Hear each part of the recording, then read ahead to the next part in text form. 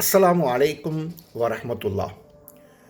பல கடைகளில் தேடி தேடி நமக்கென்று பிரத்யோகமாக எடுக்கப்பட்ட ஒரு ஆடை, அதே நிறம், திடீரென்று நிறைய நபர்கள் அதே போன்று அணிந்திருப்பதை நம்மால் காண முடியும்.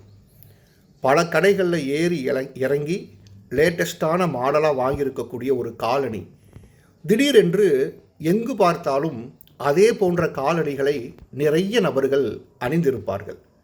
எப்படி இந்த மாற்றம்? திடீரென்று நம்மளுடைய சூழல் எப்படி மாறியது?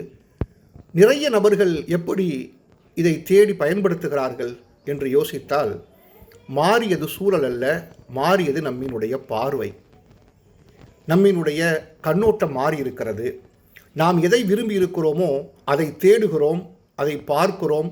எங்கிருந்தாலும் இந்த பிரபஞ்சம் அதை இழுத்து கொண்டு வந்து நம்மினுடைய பார்வைக்கு காட்டுகிறது என்ற ஒரு தத்துவத்தை உணர்ந்து கொள்ள முடியும்.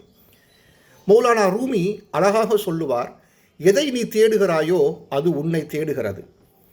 பொதுவாக நமக்கு ஒரு ஆசை இருக்கிறது, ஒரு பெரிய வெற்றியை அடைந்து விட வேண்டும். ஆனால் அடைந்து விட்டோமா? பெரிய சாதனையாளராக மாற வேண்டும், சாதித்து விட்டோமா?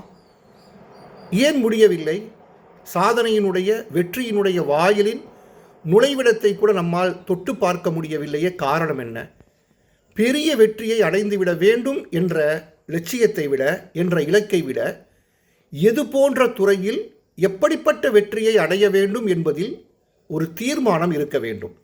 நம்மினுடைய இலக்குகள் மிக சரியானதாக அமைய வேண்டும்.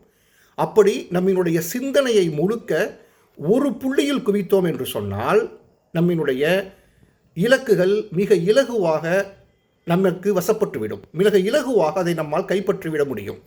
அப்பொழுது நம்முடைய வாழ்க்கையில் பெரிய நபராக, சிறந்த சாதனையாளராக, சிறந்த வெற்றியாளராக மாற வேண்டும் என்ற பொதுவான வார்த்தையை தவிர்த்து, இலக்குகளை தவிர்த்து, எந்த துறையில் வெற்றி பெற வேண்டும், எந்த காலத்திற்குள் வெற்றி பெற வேண்டும், எப்படிப்பட்ட சூழலில் அந்த வெற்றியை நாம் அடைய வேண்டும் என்பது அத்தனையிலும் ஒரு நேர்த்தியும் ஒரு திட்டமிடுதலும் கூடிய இலக்கை நாம் அமைத்தோம் என்று சொன்னால், நிச்சயமாக நாம் நினைக்கக்கூடிய இலக்கை இந்த பிரபஞ்சம் நம்மிடம் கொண்டு வந்து சேர்க்கும். வல்ல இறைவன் தௌஃபீக் செய்வானாக.